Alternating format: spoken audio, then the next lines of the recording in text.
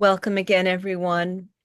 Sandra Laub here with Kathryn McIntosh, our second lesson we recorded last week, and we're going to continue with the same format. Kathryn, would you like to say a few words about what we did last week and then what we'll do today? And I'm going to mute my microphone because the traffic is out there, and you can just take it away. Thank you. Okay, last time we discussed a little bit about generosity and how generosity is really reflected in all of the practices taught by Shantideva. And that generosity is more than just gift giving, with Christmas coming up so soon. It's just a reminder that it's more of a gift that is coming from the heart, and one that is not just of money or gifts, but it's something that is consciously thought of and something that you plan out and you just say, today I'm going to give this, I'm going to try and do this, and set that as your motivation. And there is no failure in generosity, to be honest, as long as you do the best that you can do. That's the point, and that's where we're going to go into talking about patience. um, Patience is more than just saying, oh, I'll let this slide, I'll just tolerate it for now, and it'll be okay. And it's much more than this. It's the understanding of the needs of others and making them as most important as your own as well. To see them with the development of the mind of equanimity. So when we see others, we try to see them as being like ourselves and not different from ourselves, not paying attention to any of the differences that might appear, say, their class or their ethnicity or their sexual orientation. None of those things come into the realm of seeing them as equal to ourselves. It's not about that view, because that view is basically a lie. It's not the real person that's put before you. It's not the true individual. That true individual is hidden from you. But you can pretty much guess as to who they are by comparing them to your own self and saying they want happiness, they want to be loved, they want to have people understand them and be charitable towards them and have kindness. So these are all basic things that everyone wants, and even goes as far as any sentient being. Animals too want that kindness and that understanding. And for us to grow and gain in knowledge and how to take care of one another is essential to our happiness and contentment in life. When there are differences, and we see these differences, that's usually due to our own personal view. And so it's that personal view that we need to change. Um, in the end, we really want to see that happen in our lives, that we have that love. And so often I'll hear people say, well, I'm happy, I'm content, or I'm not happy and nobody likes me. These are internal conversations that happen with yourself that need to change. Because when we say that I'm happy, I'm loving, and I have enough, that means you've stopped trying. You've stopped making any effort to go any further. And so that's not, basically, even though that's a happiness of a type, it's kind of a selfish kind of attitude. So when you start thinking, oh no, poor me, everything goes wrong for me. And I've had those times where I felt that way myself. I come from a childhood of abuse. So basically, I had to fight that quite a bit to try to understand, why does this happen? Not just to me, but it happens to other people too. And it's not as isolating when you understand that this kind of suffering happens to everyone, and that the end result is to balance everything out, to see everyone wants that same result in equal measure. the concept of patience in Buddhist teachings are taken into account when you look at your feelings as a direct antidote to anger. Now, anger, I've spoke on a little bit in previous things that I've discussed, but I will cover it just a little bit again. Having anger isn't just anger itself. It is a compounded emotional state, and it is temporary in its existence. And it is dependent upon the ego, the source of the ego, and the way we see ourselves and how we place that first importance on the self. So that anger can come from a result of being hurt in the past, of a deep unresolved conflict, of a thing saying, why me? Why is this happening to me? Why am I being punished and no one else is having to pay for this?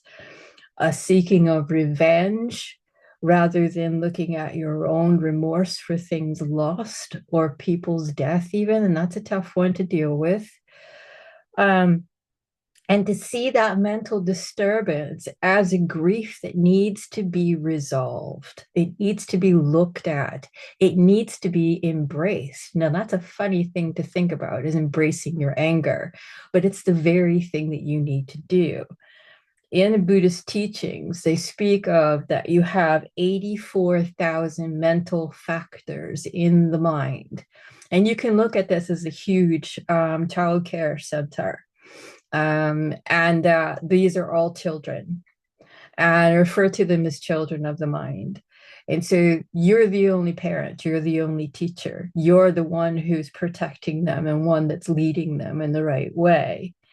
However, the only thing that you can do is deal with the child that's screaming the loudest. That's all you can do. You can't do any more than that. And so it leads you down a place where you're very frustrated and feeling a bit lost and overwhelmed by the world and its emotional states that come knocking on your door on a regular basis. Now, you can love that child, but guaranteed a few seconds later, and even sooner than that, before you know it, the other one's screaming. So basically, there is no end to that. The only end in Buddhist terms is full enlightenment, and that's where you end up with a state of complete bliss, and you're no longer in the state of samsara. But I'm going to talk about the practical applications here rather than the philosophical religious terminology. When you apply greater patience as a direct antidote to anger, you're actually, like I said, embracing that anger's child. You're holding them closer to you. And if it helps, I did this trick and it's actually quite useful. Get a photograph of yourself when you're a child, say 3 or 4 years old. Before anything that you were aware of, a bad, negative thing or anything like that happened to you. So basically, you're still a kid. You think it's all rainbows and unicorns and everything is fine.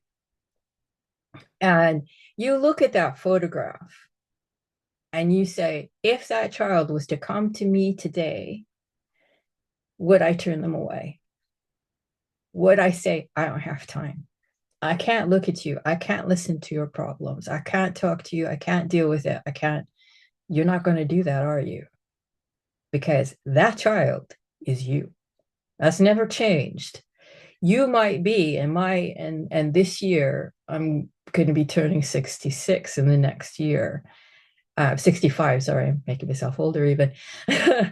And that 65-year-old is the same as that 5-year-old I was looking at in that picture. She hasn't changed. She's still there. She hasn't gone anywhere.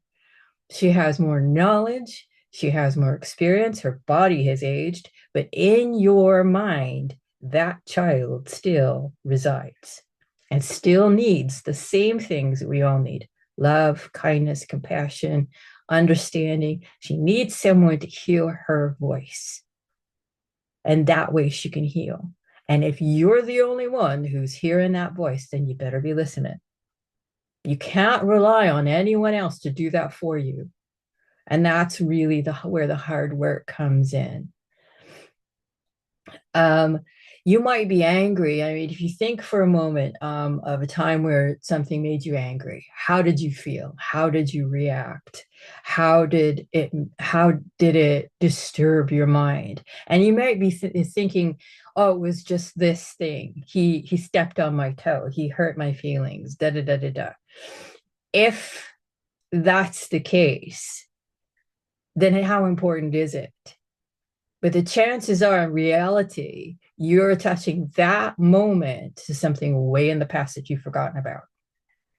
That has arisen again and again and again. And you see these patterns in your life. You see them repeat over and over. And the reason it's repeating is because it's asking you to pay attention. It's asking you to consider this is a habit you've created. This is something you are doing. You take responsibility for it and you change it. And therefore, as you do that, you have patience, give yourself love, give yourself compassion.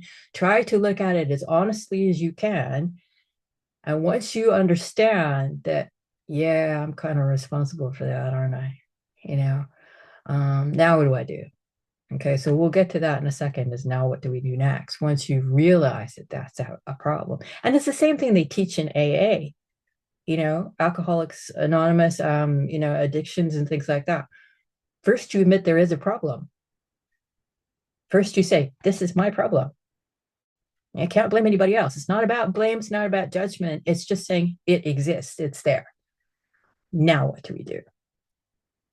So, as patients, the first step is there are three types of perfections of patience. So, patience is an antidote to anger. Like I said, when anger arises, no peace can remain. Your mind isn't calm. It isn't, you cannot judge correctly. You cannot speak correctly. You cannot think properly. You can't make decisions. You are overwhelmed. End of story. And it's not about having patience, is not about suppression of your feelings. That's not healthy. And don't go there, because I've heard people say that before, and that's very dangerous. You need to look at your feelings face on. You need to look at it and say, what is this? What does this mean?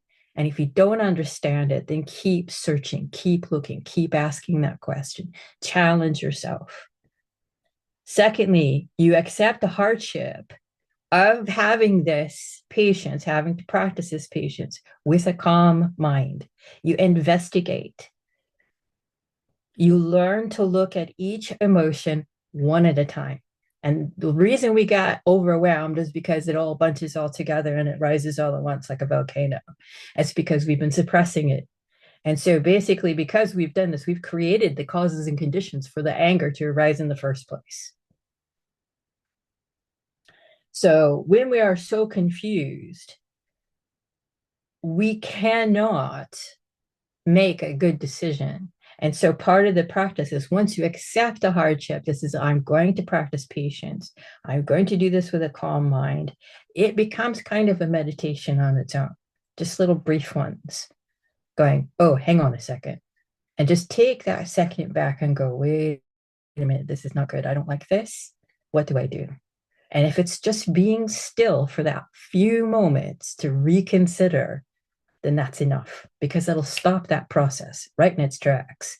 Because you cannot, it's like a fire. The fire, you have to feed it. You have to give it wood in order for it to continue to burn.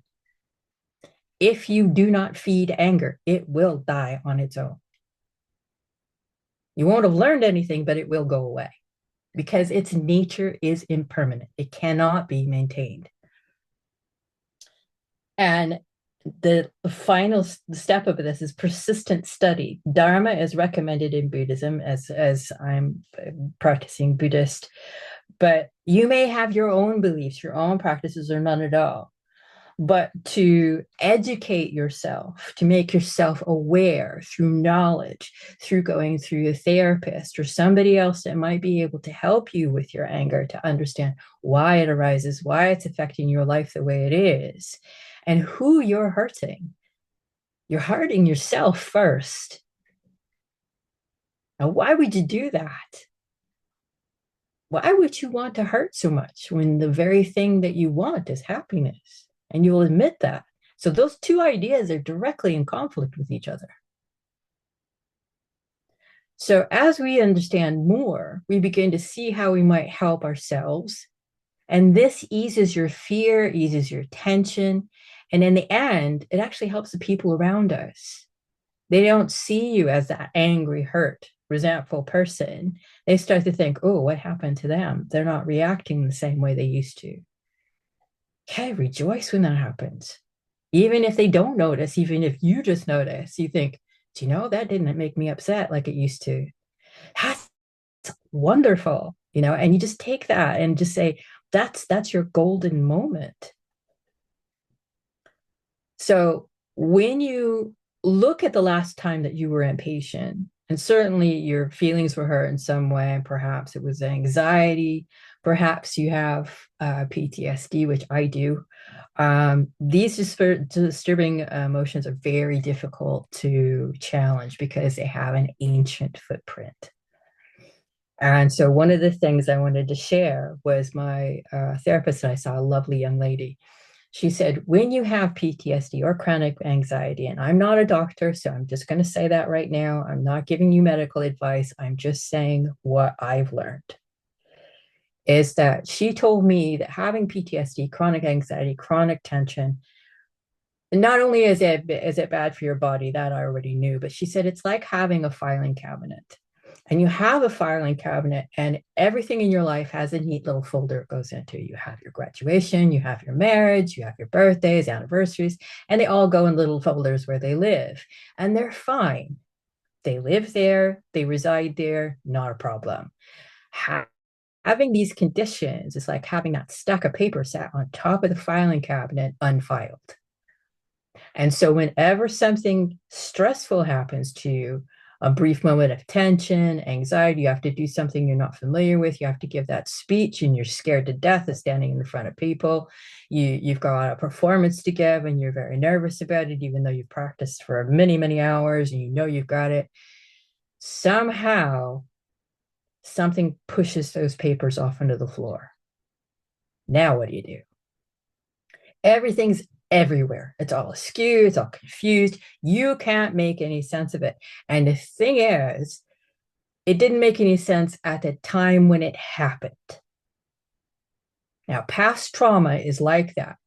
When you're a child, especially when you experience past trauma, when you experience trauma at the time, it doesn't make any sense because you're a child. You have the mind of a child, you have the understanding of a child, you have the emotional intelligence of a child.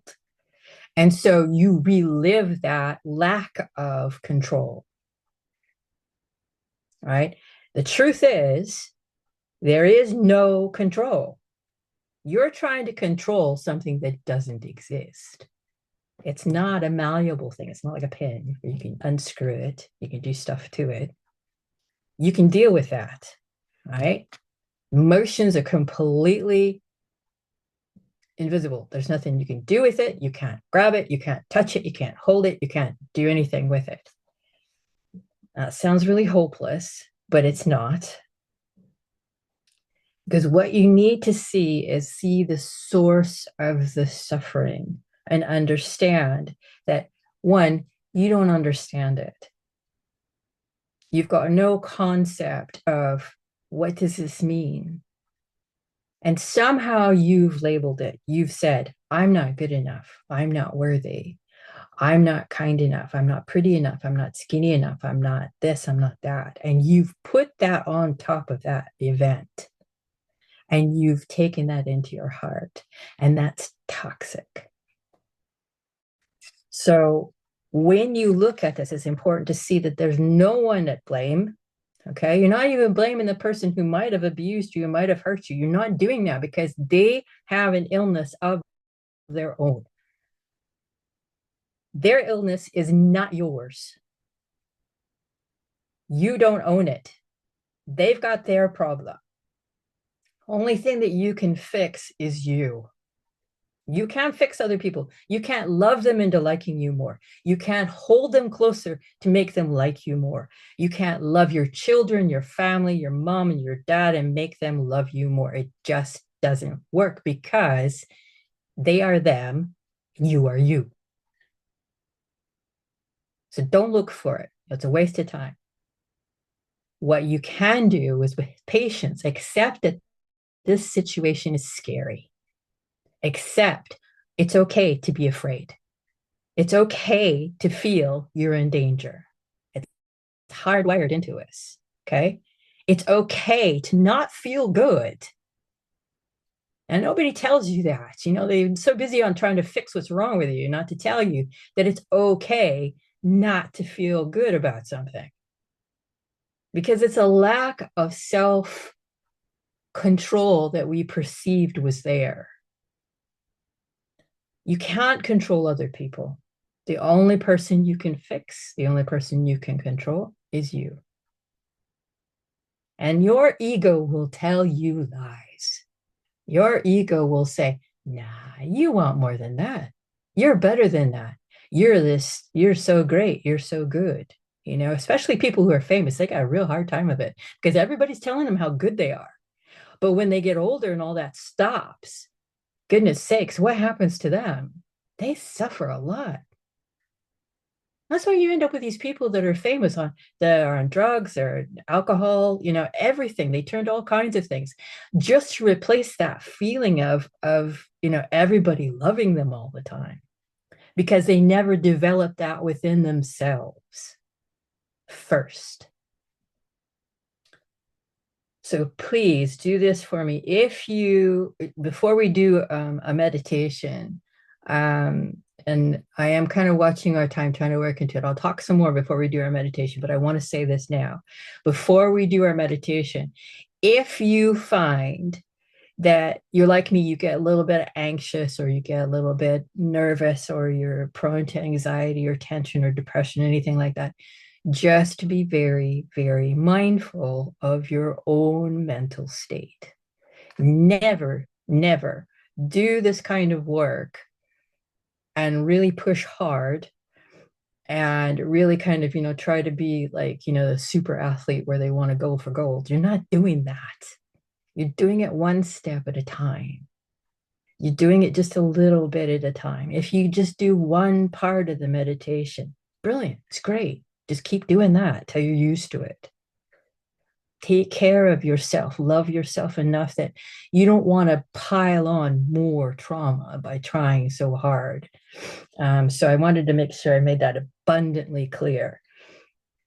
But the way forward to deal with the anger, to deal with the depression, to deal with the tension, to deal with everything else is to understand that when you develop equanimity towards others, you're developing patience towards them. You're also developing your generosity at the same time. They are connected. So you're being generous to yourself. You're thinking, I'm going to do this. I'm going to try my best. I'm going to be good. And it's not about you saying, oh, I'm so good today. I'm like, superwoman. No, that's not that. Don't let your ego sneak in there because it will try. It will try saying, oh, I'm so good. I'm such a good teacher. I'm such this and I'm such that. And I don't think any of those such things about me at all. Matter of fact, I'm hypercritical of myself and it's pretty bad. But that's your ego too. So it sneaks in there any way it can because it's very, very strong. So when you create love and kindness, you have this deep wish for their happiness, right? So you think first, what does it feel like when I'm happy, when I'm content? And we're not talking about jumping up and down, screaming, saying, oh, I won the lottery, none of that stuff. But we're just talking a sense of kind of contentment, that kind of just, yeah, it's okay today. That's happiness too. I mean, it doesn't have to be this huge thing where somebody's throwing you a party because it's your 50th birthday or something like that. It's not like that. But realizing that this is all temporary, this happiness that we have in this life, it's temporary. So in order to maintain it, you have to keep building it. You have to keep doing it again. And how you do that is by being generous and being patient. And as you are being that yourself, developing that within yourself, you're actually sharing that with others. When they're around you, they experience it themselves without you having to say too much. So you're not preaching, you're not trying to convert anybody. You're not trying to say, oh, my way is the best and I'm always right. No, tell your ego to shut up and go sit down in the corner, because that's what she needs to do, because that's not what you're there for. You're just there just trying to be you. Okay, whatever that looks like. And you're basically planting the seed in your mind at this point. So you see yourself first as the child that you were. You're their mom, you're their best friend. Maybe you didn't have a good relationship with your mom and have a best friend when you were a child. Excuse me. And so give that to them now. What does that feel like? Isn't that lovely? Isn't that nice? And there's no judgments, no good or bad, no right or wrong. And then you turn that around in equanimity and you think, well, I wish them to have the same thing. Maybe they don't. Like I said, some people hide it really, really well. I'll give you an example. I was talking before we started recording, and I said, I've been in a lot of pain all day today. You wouldn't know that by talking to me now, would you? You wouldn't know, because you hide it. You don't tell everybody. So basically what you do is you try to see the unseen. You try to think, maybe they're not having such a good day. Maybe they're, watch their physical reaction. I'm not, saying stare at somebody with googly eyes and make them uncomfortable, but just watch their physical reactions to the environment. And that tells you a lot about how good they feel in themselves. Children will tell you straight to your face, I don't like this place. I want to go home, mommy. And that just means they're uncomfortable some way. And so as adults, we feel like we can't say that, but we can say that to ourselves. These silly rules that we make up for ourselves as adults, that I would like to undo all of them, most of them, actually, because they really cause us a lot of trouble. And at first, your wish may not be very, very strong, okay? To say, I wish them love, I wish them kindness. But it's okay. Just keep saying it, keep practicing it. That's what it's about. This is a practice. It's perfecting the practice of it, not perfecting you, right? So you want to see them free from suffering. So now you can say, well, I want to see them free from suffering. And so gradually you build it up. So what does that suffering mean to you? Does it mean you lost your keys? You parked your car, you can't remember where it is. Didn't have enough money for your grocery shopping, which a lot of people don't nowadays. You didn't have enough money to pay a bill, and you had to tell your kids they couldn't have that gift that they wanted or that trip that they wanted. All kinds of things can cause you to suffer, from the medical, the very extreme side, to the little everyday things. And so when you want them free from suffering, you're saying that, well, let those things be less. Let it not bother them so much. And so you're nurturing those thoughts and deeds. And as you do that, you're giving small kindnesses to them, first by your thinking, but eventually it will be your actions, and you'll be able to find ways to put those actions into place. It doesn't have to be anything grand. It can be, you can have, we had at work, we had several people that were quite bullying and things like that at work. And it happens at school as well. And you find a way around it just by being kind to them. And maybe the kindest thing is to not engage. But don't do so out of anger, do so out of, well, they're not going to listen anyway. Or, if they lost a pencil, then leave it for them on their desk and they don't know it was you that did it.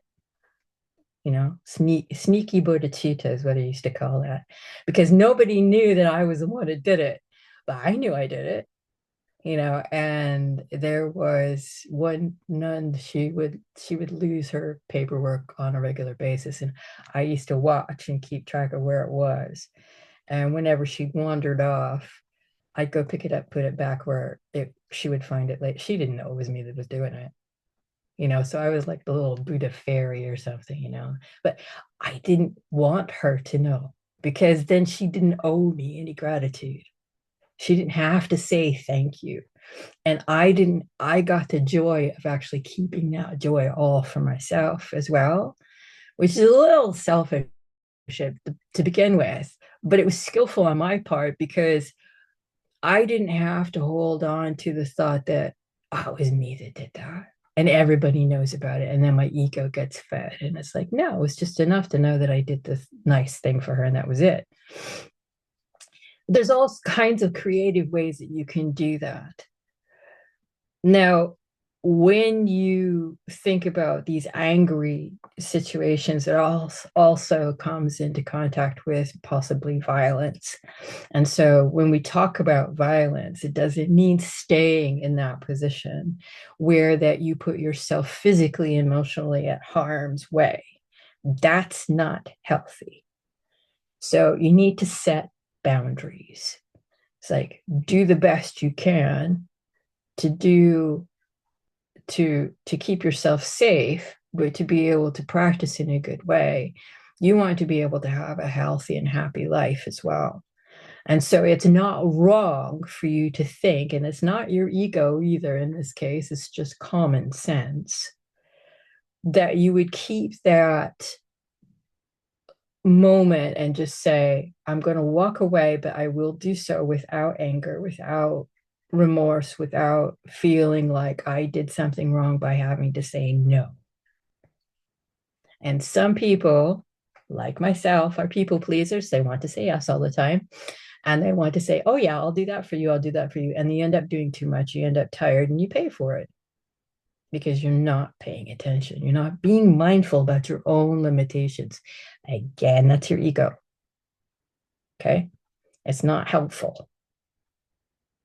So learning how to say no, thank you, learning how to set your boundaries, your limitations when it comes to practicing patience with yourself and with others, when your generosity is vital. So it's easy to become discouraged when you're practicing patience because you think nothing's happening, because there's not anything tangible that you're hanging on to. You may feel that you're making no progress at all. One thing that I used to do was just make a little notebook that just had a single sentence. Don't get into this thing where you write in War and Peace. Okay, don't do that. Just write a single sentence saying, today was happy because blah. Stop there. Today was good because I remembered to be patient. Stop there. Don't go into details. Keep it brief, keep it simple, because you're not going to feed that ego. Ego's going to want to say, no, you should write, because then you'll remember absolutely everything, how good you are and all that. No, we just tell it to shut up. Like I said, tell it sit in a corner and mind its own business. So when we are developing these things, it's not about feeling no emotions at all. Okay. It's about feeling them, embracing them, and understanding that the source is probably that little child, that little ego popping up and saying, you pay attention to me. And we need to have an honest kind of face-to-face conversation saying, okay, let's get this right. You think what you want is important. Have a talk with yourself. It's not crazy. It's healthy. Saying, hey, you think that this is important to you. Why? Ask yourself that question. Why is it important? Why does it make such a big, big thing if I don't do something about it? Why do you want me to react that way? And you'll find 9 times out of 10 that if you sit down and think about, why am I doing this? You won't do it. Because it's not essential to your happiness. It's not something that is going to benefit you or anybody else. It's just a seeking of attention, revenge, whatever the case may be. And that it benefits no one in the end. Oh, when you go back and you look at your little single sentence journals, you'll see more and more often more positive things arising, giving you encouragement. And that's when we start talking about your motivation, your ethics, your good intentions. Okay. The next class we're going to teach is meditation, which is in two parts, but we will deal with the motivation and all that at the very end, because it is important for us to remember what our motivation is in all of this. So now what I want to do is lead you through kind of a 3-part meditation. Okay. And each section I'm only going to do for a minute, because people, if you're not a practiced meditator, then it's a bit overwhelming, and you can take this meditation apart and do it like one section, leave it, do the next section the next day. So what's important is that you have a space that you meditate in that's quiet, free of distractions, and that you do it relatively about the same time every day, creating a new habit, because then your body will come to expect it. Right? So this meditation has, like I said, 3 phases. One is examination, action, and affirmation. All right. So the first part of the meditation, and I'll go ahead and start and I'll read it, and you just kind of relax and just listen to what I'm going to say. And I'll tell you when I'm finished with it. The notes will be provided for you so that you'll have them. So don't worry about that. So just take some cleansing breaths first, as we usually do when we do a meditation. And set your dedication that you're going to do this for yourself and for the betterment of others and those around you. So to think of a time when you were hurt or angry. The emotions you experienced and how it affected your body and your mind. And ask yourself the question, why did you feel this way? Did you feel isolated, confused, afraid, shamed? Remind yourself now that no matter what you experienced, you were not alone. Have felt this way, others will feel this way again, and so will you. Like you, wish for love, kindness, generosity. Share this in your mind without blame or judgment.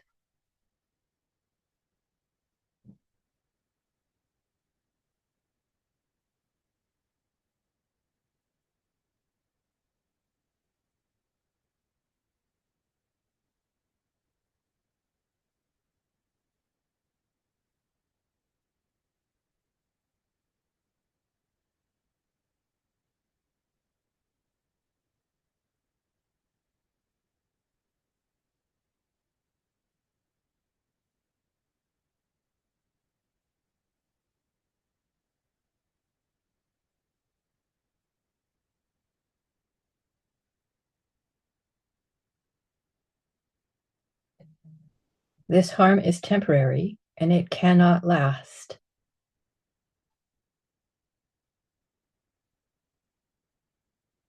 That my feelings were hurt, I was afraid or angry. I see now this is me wishing strongly for acceptance from others.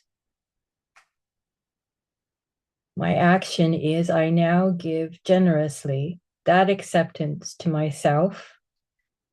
I will comfort my mind with kindness. In your mind, giving yourself the acceptance you need, free from judgment, free from blame.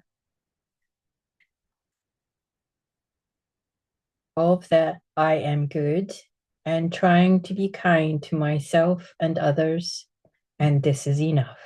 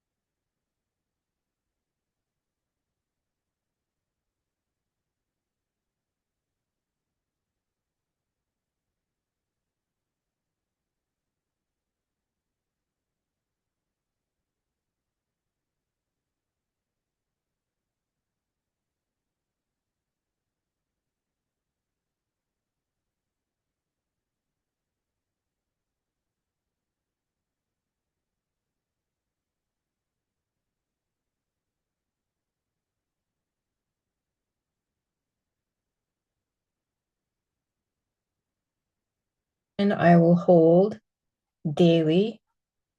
I am enough. I will practice training my mind. I see others' needs equal to my own. I will practice without reservation, giving love to myself and others without blame and without judgment.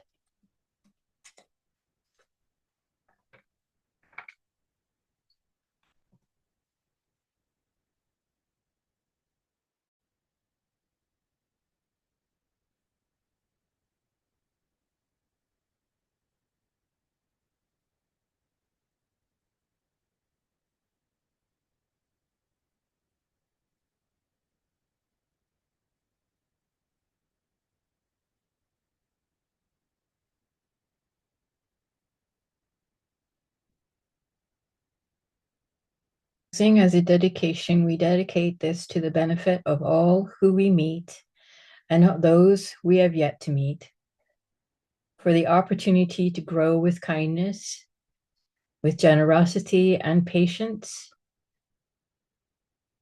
and to reveal the loving person that we truly are inward, and in hopes that they will see this and be blessed by it.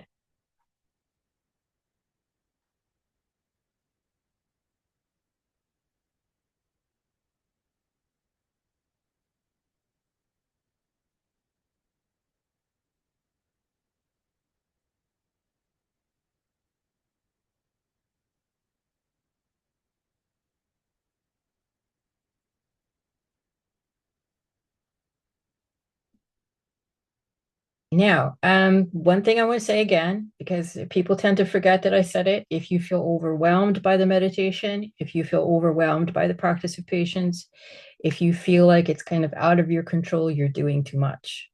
So back off, do one thing at a time. Focus on a sentence, focus on a paragraph. Take that as your practice. There's nothing wrong with it. Anything that you try will usually be beneficial to you. We'll talk about in the next two sessions, we're talking about the problems in meditation. And so we'll be talking about um, stabilization of meditative mind. We'll talk about the types of meditation. I'll give you calm abiding meditation. And we'll do that. And then in part two of the meditation, we'll discuss more on Shine meditation. And then we'll talk about impartiality, boundless love, compassion, and sympathetic joy. Those things I have taught before in another class. I had a class on the Bodhisattva's way of life, and that I had taught over a course of 2 days on a weekend.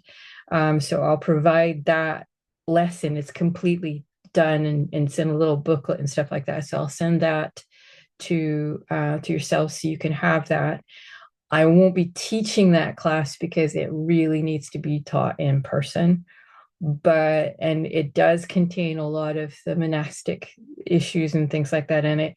But whatever is useful to you is the point of this talk and these lessons. And if it helps to give you peace, increase your happiness, increase your ability to look after those you care for, then you've done your job. It's not my job. I'm just sharing what I know. As a homework, though, I would like you to practice at least one session of meditation. See how it goes. Then make your notes in your notebook. How do you think your meditation went? What did you struggle with? And if you have any questions, you can just forward them to, Sandra, and I'll get back to you. Might take a couple of days, but because I don't give answers on the fly. I have to think about what you're really asking me, and then I answer. So for us, I think that's us finished. We've got a few minutes left. So if you want to have any questions or anything like that, then I'm happy to discuss. Wow. You're amazing, Kathryn. My heart is so full. You give so much from your full heart, and I thank you. And on behalf of all of us listening, I thank you. I will invite questions. I'll attach whatever you give me to this posting, which will go into the Facebook group and also the platform. So I'm going Okay. to stop record and stay on just for a minute so we can plan the next one.